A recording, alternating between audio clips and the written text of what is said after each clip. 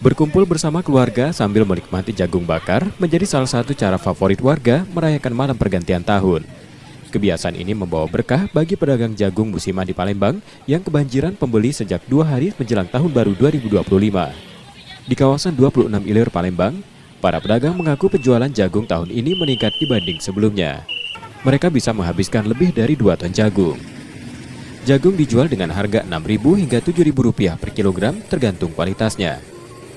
Alhamdulillah tahun ini saya kakak kami dong. Tahun ini. Ya, Tahun kemarin bawa berapa ton gitu? tahun kemarin tak nyampe seton. Jangan habis ton. Ya. Berapa kita jual jagung nih, Kak? Ada yang 7.000, ada yang 6.000 nih kak. Dari mana asal jagung nih, Kak? Dari Lampung kak. Dari Lampung. Ya. Ngaju gitu.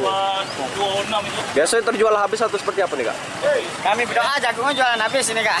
Biasa. Tahun kemarin habis? Tahun kemarin masih sisa lah dikit. Susah. Tahun ini alhamdulillah seton tinggal dikit ini kak. Selain kembang api, membakar jagung di rumah telah menjadi kebiasaan khas saat tahun baru. Banyak warga mulai mempersiapkan jagung dan bahan lainnya, menjadikannya momen spesial untuk dinikmati bersama keluarga. Banyak beli jagung, diarang Beli jagung berapa kilo tadi? 2 kilo 2 kilo. Berapa tadi sekilonya? 6.000 dong. 8.000. 8.000. Heeh. Ini rencana beli jagungnya untuk apa ini?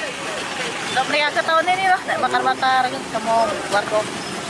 Rencananya bakar-bakarnya di mana ini? Depan rumah tuh ada lapangan.